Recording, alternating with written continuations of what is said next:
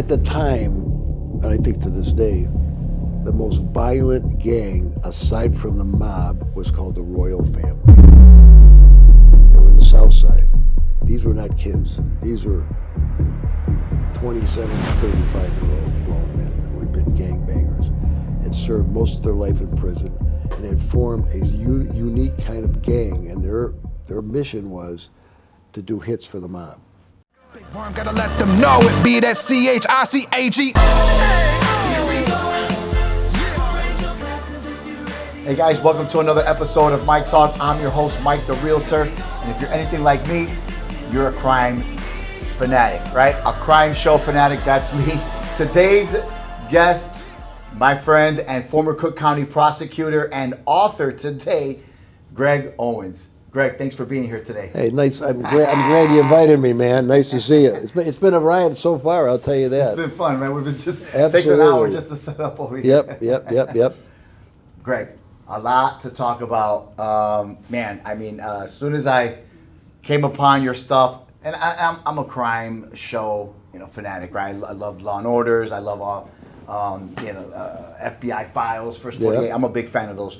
But nothing gets more intense than being inside the courtroom, being inside of it all, right? And I think that's why a lot of us love the post-arrest, right? What happens to that person that goes to jail for murder, what happens during the trial. Yep. And I think as I stumbled across your stuff, I was like, oh, this was great. And I got hooked up instantly. But Thank you you. weren't always a prosecutor, No, right? I certainly Cook County wasn't. prosecutor. No.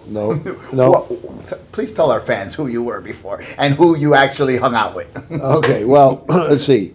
While I was in high school, the Beatles came out. Okay. And because of that, I decided, hey, that's what I want to do. I knew how to play piano. So my buddy had a guitar. We learned, we put our little band together. And about a year later, I started recording records, touring. So I started about 16, pretty actively, and toured across the country. Ended up in a band called The American Breed.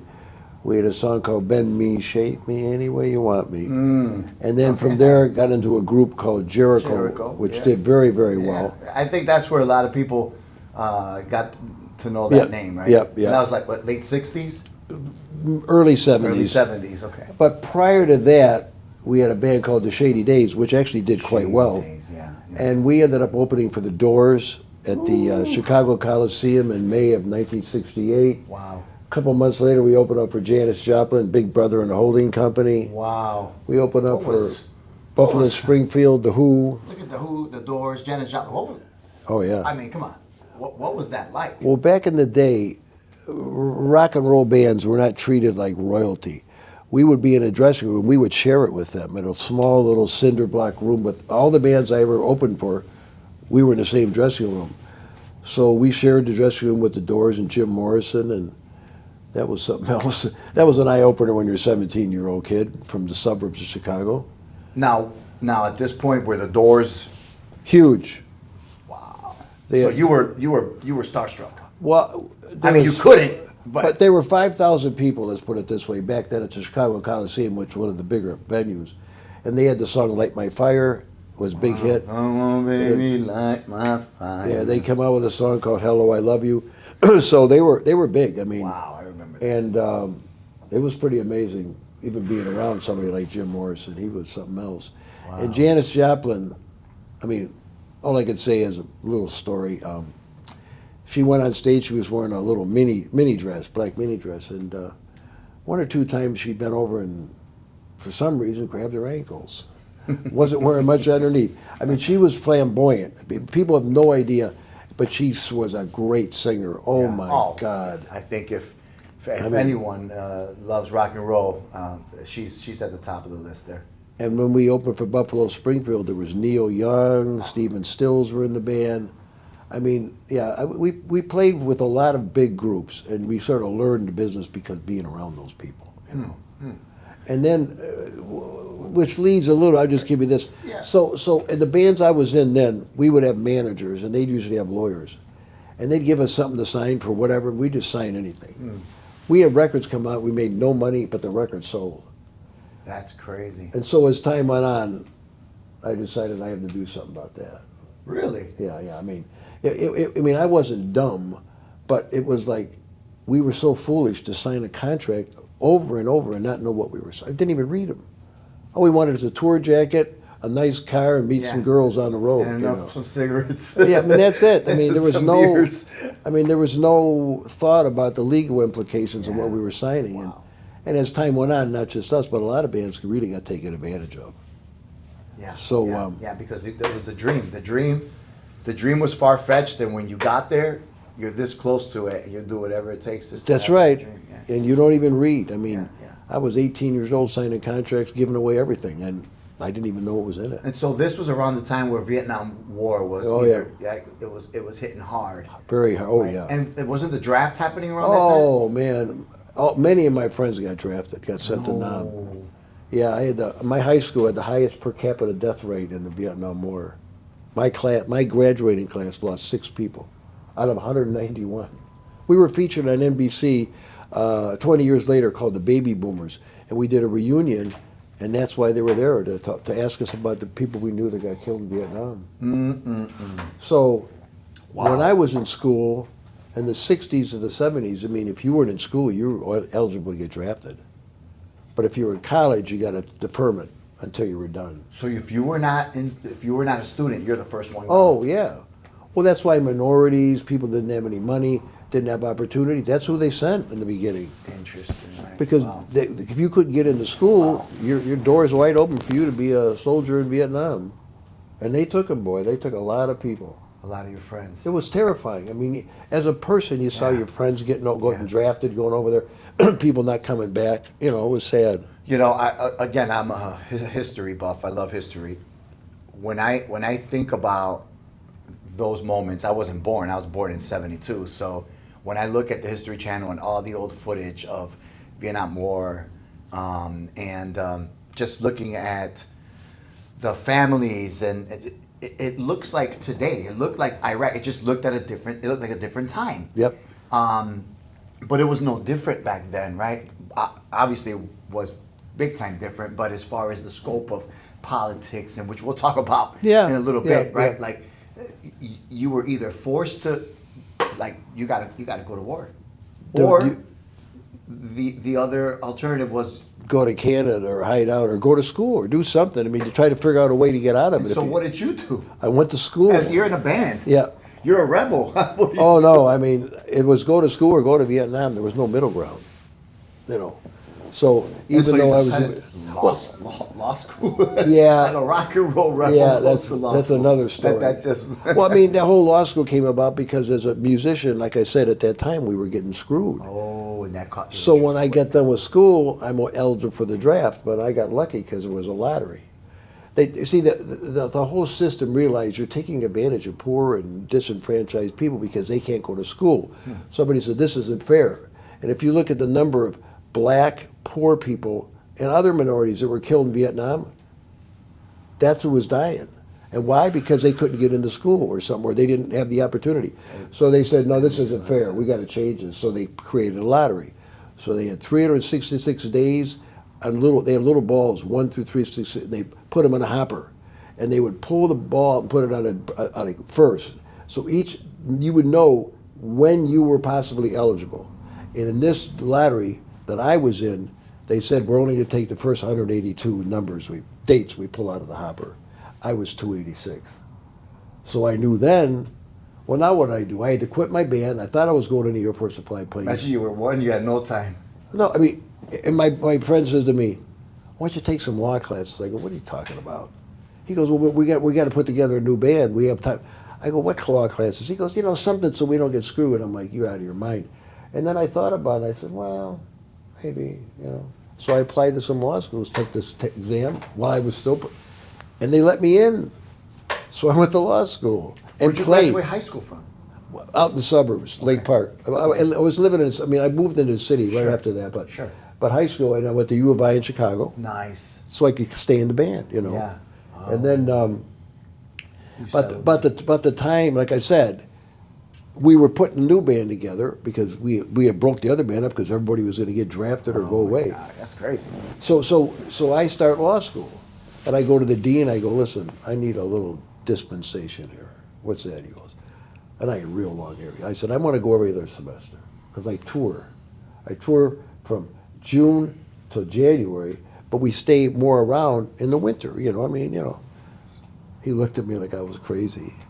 And he finally said, well, we can try. So I went through law school about 4.5 years instead of 3. Oh. And I would, when I was in school from January to say May, we would play in Chicago, Wisconsin, somewhere where I could get back. Yeah. But I was playing on Rush Street 6 nights a week when I was in law school. That's crazy. I mean, and I had to study in the breaks because I had to be in school the next day. But it's funny because you're so naive when you're young. I didn't think anything of it. I didn't think, oh, this is crazy. I said, no, that's what I'm going to do it. I've started. My mother was pressuring on me. She says, if you start something, Greg, you got to finish it. Yeah. That whole mother. Old school. And so I thought, okay, fine, Ma. I'll stick in there if I can. Yeah.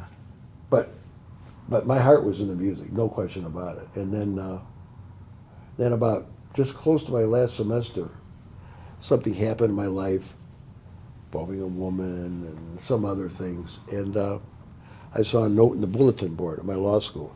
They had a lot of job opportunities, and this is 75. And there was a lot of them. And I walked down the stairs, hair down to here, but platform shoes, you Rock name and it. roll star. Totally. And I saw a little note in the bulletin board, 4x6 white index card, right at the top.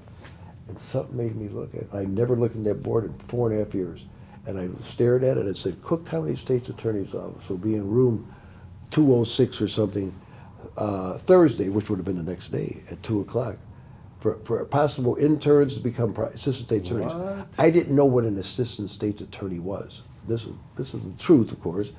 And I looked at him, and something inside me said, you better do that. You better do that. You better. I'm actually was looking around, like, what? And then it said, if you don't do that, you might end up killing yourself. And I'm actually looking for someone who's talking to me. And it became so overwhelming, and it never happened to me in my life, not a religious or any of that. I went to the payphone, called my mother, and said, I got to get my hair cut. I got to go to this interview. She thought I was sick. She said, what's wrong with you? Are you okay? I had long hair for 10 years. And she cut my hair, took me to J.C. Penney, got me some clothes to wear, and I showed up at this interview, and the guy says, well, yeah, we're looking for people, and your grades seem to be good. He says, could you go meet this guy named Bill Kunkel? Now, Bill Kunkel's an interesting person that I met. He became the prosecutor of John Wayne Gacy. What? The first person I ever met. Oof, we're gonna talk about that. I didn't even. You were so I around show all up. of that. I show up at 11th and State. I don't know what I'm doing. I go to the 7th floor, and there's William Kunkel, supervisor in the 1st District Misdemeanor Court.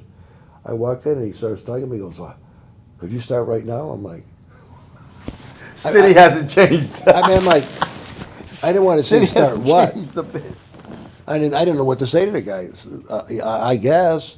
He goes, well, then go over to 321 LaSalle. We have a courtroom over there called Branch 46. It's in the traffic court building. But it's not a traffic courtroom. It's for misdemeanor juries. He says, but you'll never have a jury trial there. I'm like, why is it misdemeanor? I didn't want to ask questions, but I was thinking, why is it called jury court, but they don't have any juries? Huh. So I got on the bus, got off, walked in. Well, I don't know if you know traffic court. That was unbelievable. Oh. There were so many people in that hallway and stuff, and it smelled like hot dogs and, just funky people were Sweat. smoking. You could smoke in buildings. Cigarettes back then. I Yeah. remember. Oh no, that. it was nasty. Yeah. I feel like I dropped out of a space capsule with a Welcome to new work. planet. No wonder they needed you to start. 3 days before I'm on stage, and now I'm walking into this. So I walk down the hallway, and there's a long line of people. I'm like, man, I wonder if this is the day people get money for free or something. I didn't know what it was. Sure. And I'm walking down this line, and I see a sign, Branch 46. These people are all standing in line to get in this courtroom. So I walk to the door, and as I open the door, a guy comes out in a Led Zeppelin t-shirt, longer hair guy, and his lawyer swearing up, I want that effing money, you better.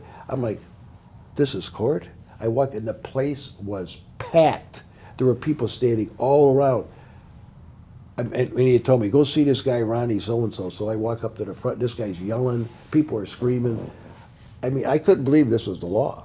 Holy And cow. so- I'm imagining it right now. Thus It begins sounds my nuts. career. And that courtroom, Branch 46, became, in this investigation later, one of the most corrupt courtrooms in Cook County.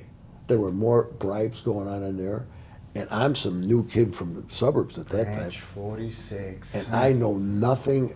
I don't have a clue. I mean, all I know is this.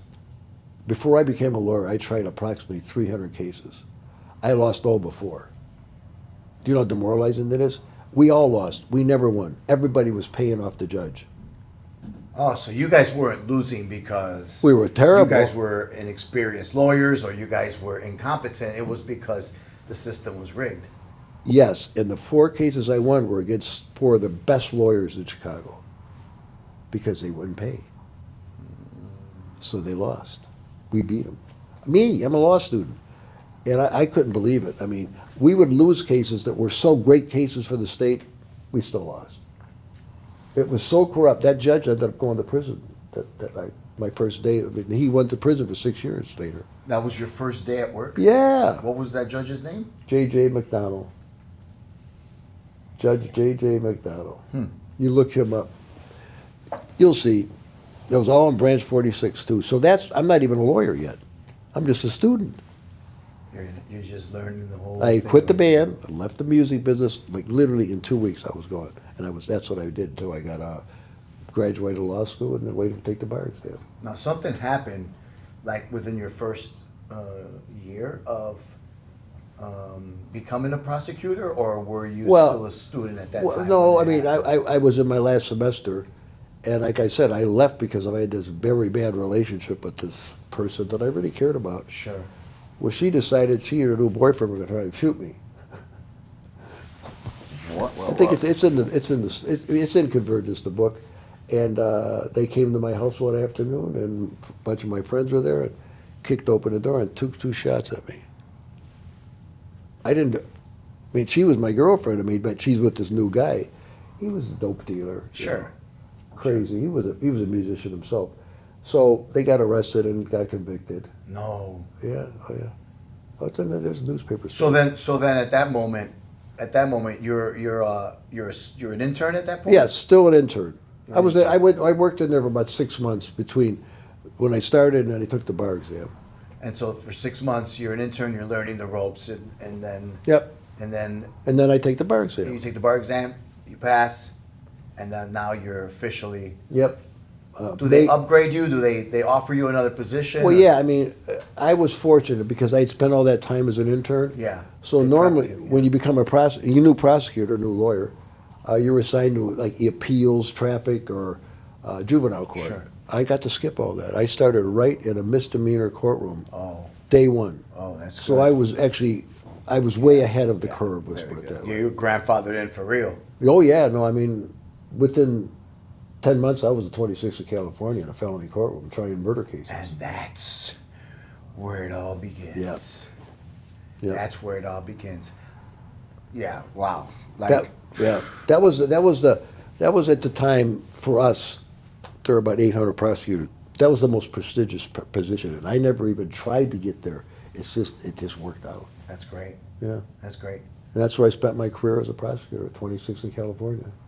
So while you're a prosecutor, there's a dead case or something, right? That happened. Because I want to talk about your book Right. too, because Sure. everything is in your book, Convergence, right? And I'm excited to talk about the book because it's the first of a set you got coming out. We'll touch on that. Yes. But tell us a little bit about Convergence, because I could tell because I get a little excited. But go ahead and. Okay, well here's how. This is one of the reasons it's called Convergence. March 3rd, 1976, I'm taking the last day of the bar exam here in Chicago. As I'm taking that exam, a man is finding his son and his son's girlfriend stabbed to death at 2970 North Sheridan. I mean, the very moment almost. I'm in the bar. So 2 unrelated incidents. That's like Diversity in Sheridan. Yep. 1 block north. That could be Pine. Yeah, it's right near, it's between Belmont and Diversity. Sure. Right in the middle Diversity, there, okay. Right in the middle, high rise there. Right off the lake. So I finished the exam, and my whole mind is focused on going to L.A. the next day. Why? The band I had been in's got an album deal, and I got 2 months to wait for the results. I'm going to go to L.A. and stay with them for, hang out and be home in the studio and stuff. Yeah. So I get home from the exam, I see a newspaper box, and I see the paper guy putting it in the box. It says, contractor actress found slain. I didn't have money in my pocket. I was interested in it, right? But I had no money. So I walked in the house. Half hour later, my brother calls.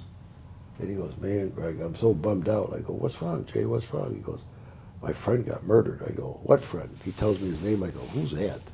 He goes, oh, yeah, you probably don't know him. Because I was on tour. I didn't know his friends. He goes, yeah, he got killed. I go, where did he get killed? He goes, well, in Chicago. Him and his girlfriend. I go, wait a second.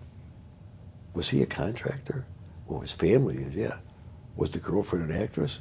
He goes, I just saw the headline in the newspaper. He goes, I said, that was your friend? Yeah. Make a long story short, 4 years later, I prosecuted that case of his friend and the girl getting murdered. My brother's friend got murdered. I was the prosecutor. Wow. And what had happened is, when they were murdered, there was an eyewitness who escaped. They were stabbed to death. And that eyewitness was not going to testify. There were some drugs involved. And he felt he'd get prosecuted for something. So he was taking the fifth. Now, the case had lingered at the Daily Center. Now, the thing about the Daily Center, this is part of the story, is this. Murder cases were not assigned to the Daily Center. I mean, ever. How did this case get assigned to the murder? Where do they normally get assigned? 26 of California. Right away. Yeah, you didn't send them, because here's the reason why. So they went up top. They did not want violent, even people on bond in downtown in the Loop, in the Daily Center, because it's a different ilk of people, right? Yeah. 26 in California, the jails are, I mean, it's set up for that. So it was never, so somehow, and the other thing that's interesting, this guy got arrested. He was in the defendant, he was in the hospital for something, they said he had some kind of a problem or something. But 6 days later, he gets a bond. Who gets a bond on a double murder case? Huh. I mean, nobody gets a bond on a double. I'm And thinking of someone that's ratting. Well, $250,000 bond. The guy was a millionaire. They posted 25. He was out. He was on bond for 4 years, and they were going to drop the case. So my brother calls me 3.5 years after that, after he was arrested, the defendant. He says, Greg, could you help me out? He goes, remember my friend's murder case? I go, nah, I don't remember. He goes, oh, I said, oh yeah, now I remember. What happened? He goes, well, your office says they're going to throw the case out. I go, what are you, nuts? No, you're nuts. We got all the evidence. No, we don't throw cases out double. We don't do that. You don't ever do that. He goes, that's what they're saying. So I find out the case is the Daily Center. That shocked me. What's a double murder? I couldn't figure it out. I take a ride downtown. I walk in. I'm looking for somebody that's handling the case. Can't find one guy, and he goes, I don't know much about it, but I know this. I've been told don't touch it with a 10-foot pole. That was my introduction. I said, where's the file? He goes through the drawers, can't find it. He gets on his hands and knees and sees it under a desk. That's how bad they didn't want to try the case. I look at the case, I'm like, oh my God. There was evidence that was seized at the defendant's home at the time of his arrest on a search warrant. A year after it was assigned to that courtroom, that judge, the defense made a motion to suppress the evidence, saying it was illegal. They shouldn't have got a search warrant. The judge grants it and tells the state you can't use any of that evidence. It goes to the appellate court. A year later, the appellate reverses the judge and says, no, judge, you're wrong, they can. Guess what then? So those prosecutors at that time go and look for the evidence. It's missing. Except for everything's disappeared. Somebody stole the evidence. That's what you face. And you got an eyewitness taking the fifth, so you got nothing else. There's no DNA, no fingerprints, no nothing. And you've got evidence missing, and that's the case. And that's the You're case. told to just shut up. And Pretty much. And it's in a And it's a courtroom. slap in the face. And if it's in a courtroom, if they take a bench trial, it's going to be a not guilty. So I called my partner Mike. We tried many cases together. I said, if we can get this transferred back to 26th Street, probably won't win, but at least there's some justice, at least a trial. There won't be any trial if it stays here. So we agreed that the rest of it's Convergence. That's why it's called Convergence, how things converged for this to actually take place. And what happened in between was just... You guys got to get the book. I mean, it's unbelievable what happened. You guys got to get the book to really see it. I think that you really can catch a lot of the true emotion just through the writing of the book. Now, How many years were you a state prosecutor? I'd only been, I've been in the office in 75, so 4 or 5 years. So, but throughout that time, I'm sure that you've come across a lot of like shady trials or mistrials per se. Yes. I mean, I had tried just about 40 murder jury trials by that time. We were on trial every week. There was no breaks. Their crime was so bad in Chicago in 79, 80, 81, it was outrageous. There were 900 murders. And they talk about today, it was far worse. So we didn't have as many people, and there was budget problems, so there were 36 of us at 26th Street at that time. I mean, we were on trial. I mean, there was never a break, ever. You couldn't even take a vacation. Wow. Well, see, Mike, I looked at my role as I'm giving victims a voice. Yeah. There's nobody there talking for them, right? That's right. They don't have a voice. It was distinguished by the killer, whoever that may be. And so I looked at it that way, like, these people deserve to be heard. Yeah. And somebody should go out of their way to show the outrage for them at what happened to them. And that's how I viewed my job. Over the years, I know that it's just like you watch the news and like Burke and Madigan and all these big names that we have heard, just growing up, and the machine is what they called it. Yeah. What was that like in those early '80s? I mean, because that's when you talk about shady politics. I mean, it wasn't like you were around when Jane Byrne was our mayor. Yeah. Oh yeah, it definitely was. Well, I mean, the system was so corrupt. It was like, we all knew it. But what do you do about it? I mean, how do you fix something that you know, but you can't prove? I mean, when you try a case that is so good for the state and the defendant takes a bench trial, see, people take bench trials. I was going to say, tell the audience what a bench trial is. Okay. And well, there's two basic ways when you go to trial. Okay, you take a jury trial or a bench trial. A bench trial means only the judge will make the decision on guilt or innocence. A jury is 12 citizens, okay? Well, if a defendant takes a bench trial, the odds are he thinks he's got a great case, because you can't fool a judge. I mean, you might be able to pull the wool over the eyes of a jury, but not a judge. Not a judge, yeah. Oh, so when the state has a strong case and the defendant takes a bench, you know they bribed the judge. Oh, that makes a lot of sense. Why would you take a bench trial when when the state's right? Because double murder, you're done, toast. I mean, see, that's the point. I mean, when somebody takes a bench trial, the odds are strong that the state has a bad case and the defendant has a good case, because you can't trick a judge like you can but you can pay a judge. So the state may have a strong case, but on a bench trial, you're going to lose anyway. That's crazy too. Yeah, no, but and that was going on, especially in the misdemeanor courtrooms. I mean, it was just. And so you have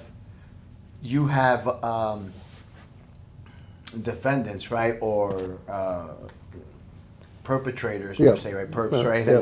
that you got in court. Most of them don't have. I mean, I don't say most of them, but if they have, let's say if there's someone that of power, let's say their dad and mom, Gregg Owen or Kellogg's, some to that extent. Is it pretty much they're pretty much easier to is it tougher for you to prosecute? Sure. Yeah. I mean, that was part why this case was so. I mean, this kid was rich family, well known, and when they have the money, they get the best lawyers. They can move, pass some money around here and there, maybe to a policeman, and all of a sudden the case changes to their advantage. We had to worry about jurors getting bribed. We had to worry about that. We had cases where the defendant would take a jury and we still knew the judge took some money because his rulings were so outrageous against us. I'm like, what? Stuff that would never happen. And they did. And then you knew you've got an uphill battle here, boy, jury or not. So there's actually attorneys and prosecutors, right, that have relationships with judges. So is that like, let's just say in the real estate business, when a lender calls me from, let's say, Guaranteed Rate or one of those companies, they're like, hey, Mike, let's go have some coffee. Let's go have some breakfast. Sure. I love those meetings because I'm a breakfast guy. But it's not a bribe. It's like, hey, I want your clientele. Let's create Yes. a relationship Yes. organically. Yes. Does that happen in law? Does that Yes. happen where the lawyer says, I want to take out the judge. I got a case coming up with him, and I want to have some lunch with him. I'm going to treat him to a nice steak and tell him about this kid that he has a rough past. Well, okay. And I need a little. You're not I need supposed a- to do that. Oh. That's still improper.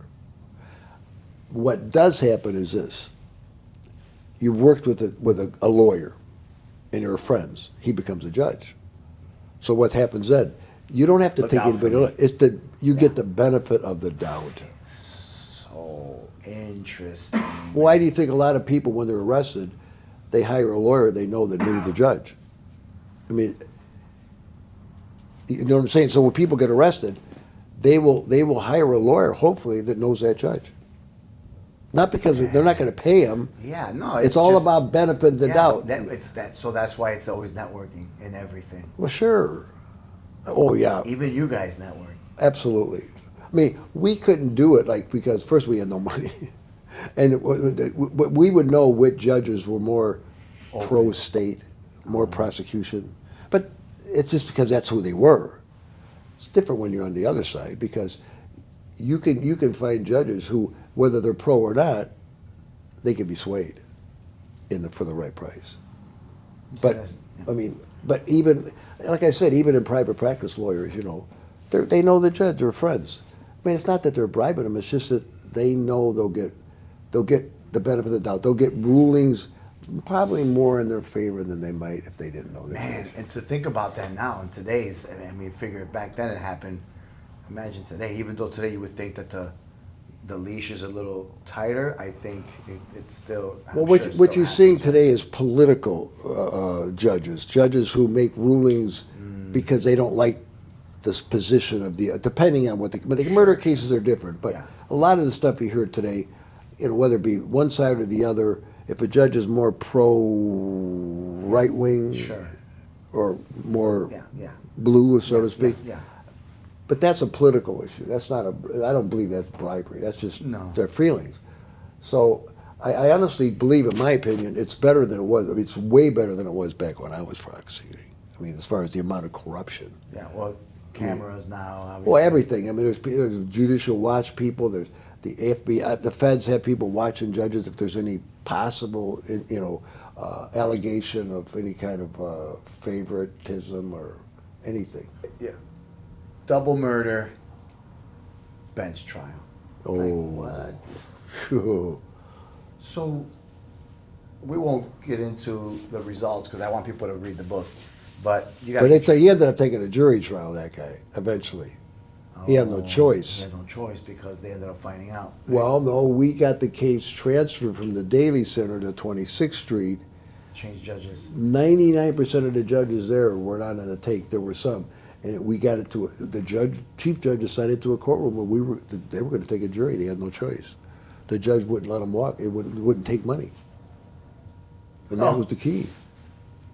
I mean, You think- How does that look today? Like, I really no.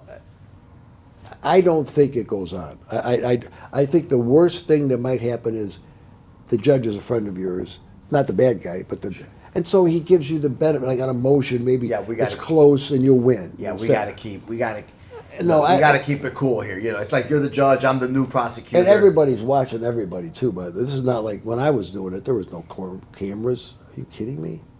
There's no camera anywhere. Nothing. We didn't even have DNA. We had nothing back then.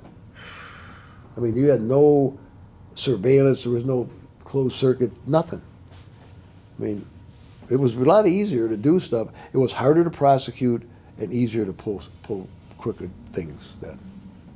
And so, did you come across a lot of mob-related victims? Yes. Since you were, obviously Yes, prosecutor. yes, and one of those is going to be the subject of book 3. Oh, that's gonna be Book good. 2 is called. Yeah. We're I was calling. going to ask you. Tell us about. So we got Convergence. Yep. Congratulations on the 4-book deal. Yep, I'm yep. looking forward to Yep. 2, 3, and 4. But yeah, tell us what that's about. What is that going to look like? Okay, the next book is called Pursuing Kings. Pursuing Kings. And why that title? Well, when Daley became the state's attorney, he appointed me to be the first chief of gang prosecutions. And there had never been one before. So I had to figure out, what do we do now? Oh, this is a whole new season in your life now. Yeah, so shortly after I was appointed, a triple murder had taken place. And the police had arrested 3 guys. At the time, and I think to this day, the most violent gang, aside from the mob, was called the Royal Family. They were in the South Side. These were not kids. These were 27 to 35-year-old grown men who had been gangbangers, had served most of their life in prison, and had formed a unique kind of gang, and their mission was to do hits for the mob. Why? They were black. If they got arrested, nobody would link them to the Italian mob. Interesting. So they were in prison, they met people from the mob, and this was all And they got created. Yeah. So the Royal Family, I mean, killed so many people on contracts all over the country. They travel. And but they get greedy sometimes, and they rip up dope dealers and then kill them too. Because they already felt confident. Like, we got the Italian backing. They had, do whatever we want. These guys were bad guys too. I mean, these were scary bad. I mean, very scary. The leader was a guy named Roger Collins. His name within the organization was Cochise, like the Indian chief, Cochise. Interesting. So an article had been done about these guys by the Tribune, and the article was titled, "The Royal Family, They're the Kings of Killing." So that's why the book is called Pursuing Kings, because So you had it. we had to go after the king. They weren't Latin kings; they were the royal family. You know, But they weren't Latin kings. No, they were the kings of killing, because that's why the royal family, kings of killing. You know, And where were they from? What part of the South Side? 22nd and say, 22nd and maybe Ashland, Okay. that area. Yeah. They lived in the Ickes Homes, the Haywards, yeah. But that area down there. But I mean, these guys they would go into a building, public housing, and they would tell the guy in one apartment to get out. Then they would knock the hole in the wall and make themselves a suite. So they would just Literally. take over someone's building. Who's going to tell them no? Nobody did anything about it. Right. That's what they did. They lived like. So kings. is that a movie? Oh yeah, but Years ago. these guys, like I said, had been hired also to kill people in other states across the country. So They worked for who? I mean, we know the Italians, but do you know what family they worked Yeah. for here? Oh. It's going to You'll be in read the it, book. you'll see it in the book. It's going to be. I mean, it was definitely tied. And then they go out to Arizona on New Year's Eve and they kill some people out there, and we found out what lawyer received the money for the hit. I mean, it all comes out. I mean, it's unbelievable. Wow. And that's in the second one. Yeah, second and third. Second is Pursuing Kings, Chicago, then Pursuing Kings, Arizona. Oh. Because that whole case was unbelievable. So it was a long case. Oh, but the players, the characters in Arizona too are just. I mean, I had never been around anything that was I mean, we were more than able to handle it, but it was so. I mean, how a guy owned a printing company and had a partner, and the partner's wife was a niece of a big mob figure in Chicago, and they wanted to buy his printing company to print counterfeit money and chips for Las Vegas for their casinos, and the partner wouldn't sell, so they said, well, fine, we'll just take him out, and the other partner will sell, because his wife is a mob woman. And they did. They killed him, and they shot him and his mother-in-law and his wife, but they shot her in the head, and the bullet didn't go through her brain. She survived, and she was an eyewitness. Nailed. What year was this? This was out of Vegas? 80. It was New Year's Eve, Oh, wow. December 31st, 1980, going into 81. They had already killed 3 guys under a viaduct. That was a triple we had right before Thanksgiving of the same year. Now, what about 90s murders? I want to fast forward a little bit to the 90s because that was my era. Yeah. Right? And I grew up fatherless, hence why I'm a youth mentor today. I had a dad till about 9, 10. And yeah, he Okay. was alive for a while. But my point is, I wasn't pretty much raised Yep. by him. But my point is, you see all these drug dealers that I grew up with. Yep. And they were heroes because they took care of The kids, right? We Yeah. were out playing. They would give turkeys for Thanksgiving, Sure. right? They Yeah. would give back No, I to know, families, yeah. right? Where there's some, I don't want to throw names out there, but where there's some that were high, like they were very high notoriety. We would see them in the Yeah. streets of Humboldt Park or, Yep. you know, Yes, Yeah. absolutely. Yeah, no, I mean, they took the motto. I mean, Al Capone used to give charity events and stuff to keep the neighborhood people on his side. They Yeah. just copied that same blueprint. yeah. I mean, they gained the support of the community in a strange way, so you didn't have a bunch of rats telling them, Yeah. Yeah. you know. And at some point, what happened was this: in your era, the cartels became more and more powerful, and they basically came up here and met with various gangs, particularly on the north side, Yeah. Puerto Rican and Mexican, Yeah. and said, you will either stop shooting each other or we're going to kill your family because you're disrupting our drug business. You're putting heat on us. You're directing the attention on your communities, which is where we're giving you the drugs, we're bringing them in. So it's got to stop. And if you look at the crime statistics, at some point, the shootings in Humboldt Park went way down. Yeah, there's Way down. yeah, there was a time where it did spike, and then it yeah, That's when deflated it really took place. quick. That cartel said, "That's it, we're done, no more." because it was really bad in those early '90s. Yes, you're putting heat on us. Yeah, You're bringing you're bringing attention to your areas and your people, and that's where we're trying to get. We're giving you the drugs to sell. Don't do this. yeah. They threaten their families. I knew some of the guys just by nicknames that were Sure. murdered over drugs. Yeah. I don't. It was outrageous then. It got really bad when your time. Yeah. I don't know if, so, I mean, you were prosecuting, obviously, the murderers if they were even caught. See, I was gone by '85. As far as then, I became a defense attorney for a Sure. while. So, but you're aware. A lot of my friends were judges, so we're very aware of what was going on. So then especially you went to so in the '90s you were defending more. for a period of time. Yeah, Wow, how was that? So you got to work both sides of the pendulum here. that was very different. It was for me. It was difficult. Most guys, it's not. I mean, how do you go from law and order, justice? That's what I'm saying. Then it's about money. How much is the guy going to pay me? You know, I mean, Well, think about how much You you're sort of- making for the state versus nothing. I mean, you couldn't even put your kids through school or nothing on that salary. So you go on private practice. You have no choice. I mean, but I tried to focus my attention on the suburbs. So I had a lot of younger people that got caught with dope and stuff.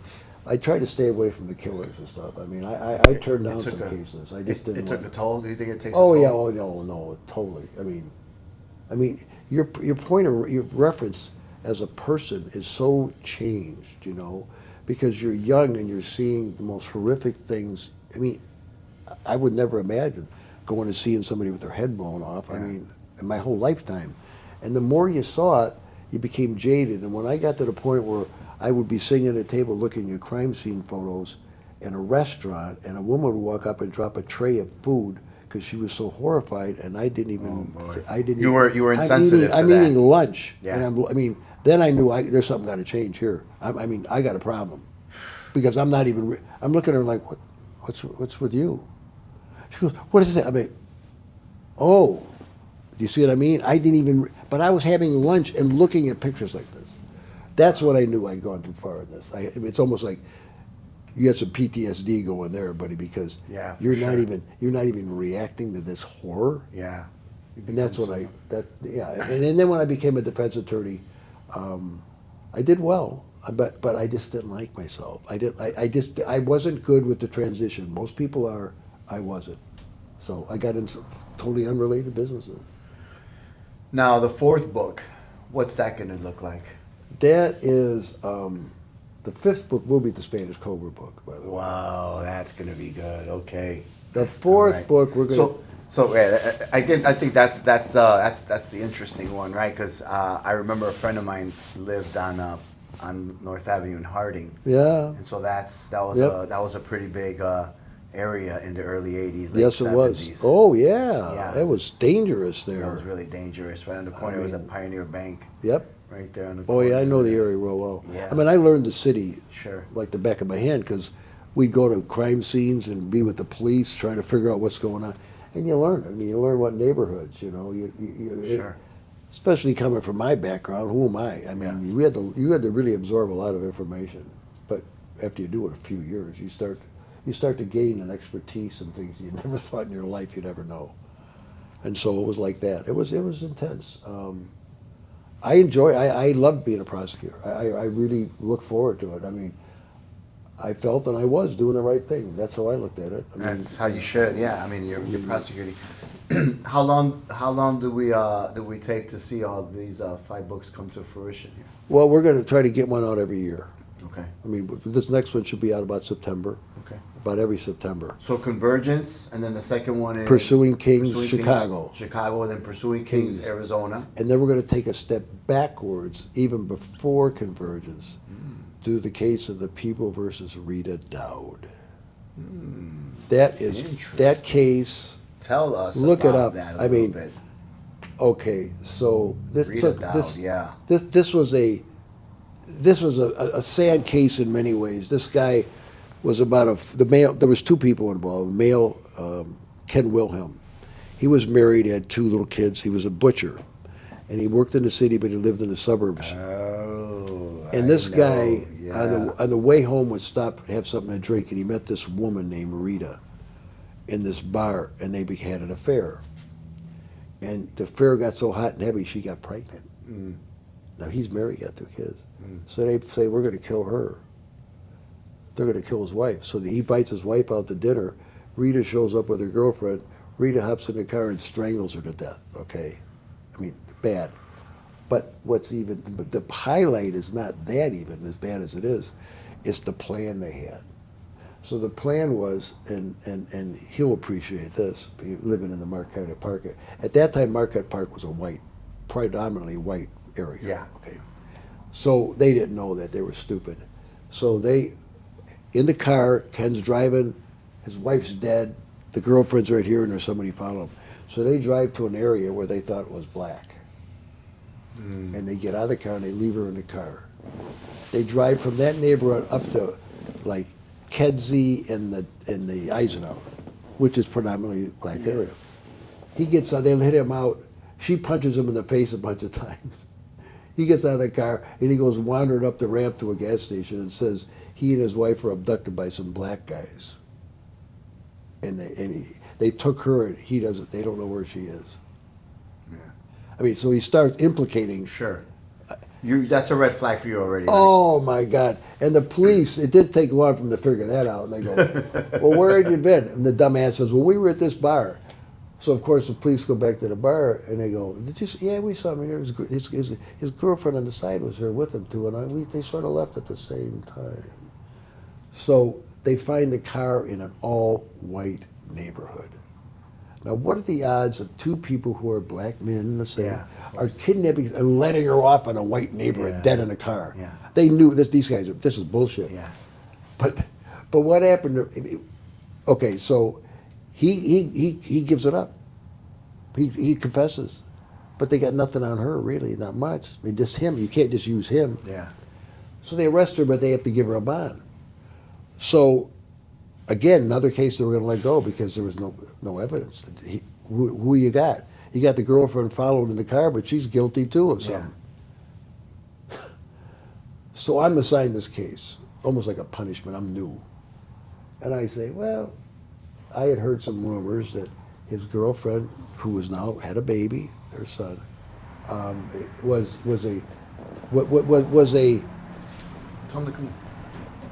a woman who enjoyed helping out other men, if you know what I mean. And she had a particular talent. It was a vocal talent. And she was famous for this, believe it or not. And so I went to the prison and visited this guy. I said, hey, man, do you really want her to walk on this? Man, I said, I'm telling you something right now. I said, I've heard she's been doing a lot of, and I gave him some pretty graphic descriptions, and he knew I knew. And so he decided he's going to testify against her, and he did. Because of that. And he got on the stand and fingered her. Oh, there's more to it than that. I mean, the way I got this young woman to testify, I mean, that was sort of what I did. I mean, I had somewhat of an ability to get people to testify that really didn't want to. I mean, I appealed to their morals. Really? You really want somebody to walk away? I mean, unless they were the killer. But if they weren't, but they were tangentially involved. Yeah. And I got this very attractive young woman to testify. Wow. Who was going to take the fifth, too. But she didn't. So we're going to hear about that. Oh, you wait.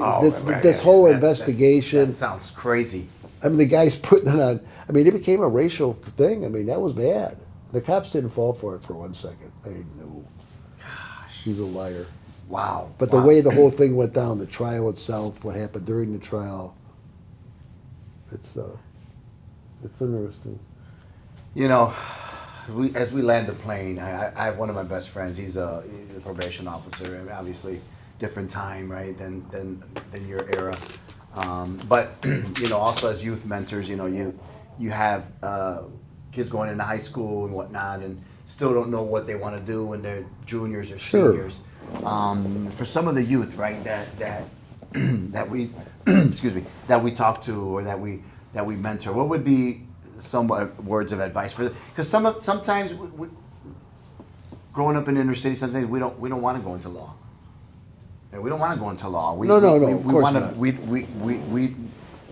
don't see good sometimes around, right? No, I know. And so, as advice for our kids, I think some of them are interested in that. Well, the first thing I think that I learned is part of the issue is when you live in a depressed area, maybe families all broken apart, the dope dealer and the bad guy is like a hero. See, that person's driving a nice car, living large, and what hope do you have? How do you learn to excel to something more? Okay, when that's what you're seeing as your role model. First thing is creating some kind of role model other than that for them to aspire to become. Okay, and that's where people like you, and I'm not just saying it, but it's true. Sure. That's part of your role. Is you got to let these people know there's an alternative to this. Yeah. And also making them aware of the consequences of what will happen if they get into this, what the odds are they're going to survive it. And you have to be, without being mean about it, but you have to say, listen, here's the statistics. I mean, you may be young, but you won't survive this, and let them know. See, when you're young, you don't appreciate what's going to happen 10 years from now. And I know more and more gang members who I've still communicated with, who they got a little older and they realized how stupid it was what they were doing. Wow. And they became, productive citizens. Yeah, that's good. And those are some of the best people. If you can find former gang members who you can utilize in these talks, because they tell the true story. That's right. They tell what's. And they're not pretty. No, and they give the message of what it's like on the other side. That's good. And they give a perspective like, why did they do what they did? What did they expect? And what was the reality? Yeah. Those are very valuable people. Would you come talk to our kids? Oh, absolutely. I'd love to. Yeah. I mean, because they do hear that side. No, I mean, and to be able to hear your side. Yes. I think that's like, wow, that's the consequence side right there. If anyone wants to find you or even call you out to come and talk to their kids or even corporations or even the city, how do they find you? Well, I mean, on Instagram, my handle, whatever, is Gregg Owen 26th. Okay. And I can provide you with my email address, whatever you want to pass on. Sure. But I'm more than happy to go out and speak to anyone because I think it's the good Lord brought me here for a purpose, and I'm carrying out what I think I've been told to do. Amen. It's beautiful when you hear it and you act. No, I'm a believer. Absolutely, I won't. Beautiful. That's beautiful. Yep. Amen. All right, guys. Hey, you got to find Gregg Owens. You got to look him up. Look up Convergence. Go find the book. Go find his YouTube channel. You got a YouTube channel as well, right? Yeah. Same thing. Gregg Owen 26. Gregg Owens 26. But before I go, I got something I want to give you. Don't forget that. Oh, now. yeah, that's Just right. remember. And I was about to tell you, 26th Street Well, Publishing. guess what I've just been handed. Look at that. This is the my hardcover own version of the copy. book. Look at that. I say, Mike, thanks so much for all that you do for your community. You're the best, Greg.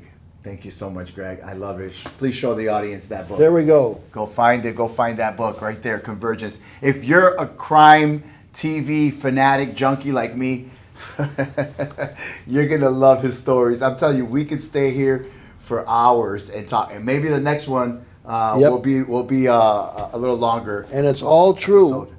And it's written from my perspective as the prosecutor of the case. You know what? We may even put together a team and put some movies together Yep. on that, right? What do you think? I want to do a shout out to my co-author, Jonathan Dixon. He's in New York.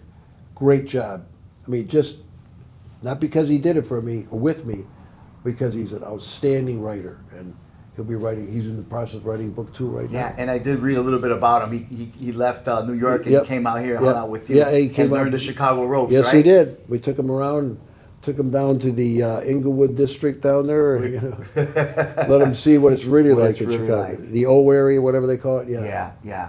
Greg, thank you so much. Thank you so for much. being I here. appreciate God it. bless you. Thank you. I- for I- being I here. loved it every We're minute going to of it. hang out again Thank really you, soon. gentlemen, for doing such a great Go job. look him up and go find this episode and many more at Mike Talk. On Mike Talk, you can find it at all your podcasts where you find your favorite podcast. Guys. All right. Until next time, Mike Talk, real life, real talk. Peace out. Love you guys. Bless. Hey, thanks for joining us. Be sure to like, comment, and subscribe for more episodes like this. And to follow me on other social media handles, click on the link tree in the description. Peace out. Everybody aims to break and aim to innovate until you make a change. That's how that shot town.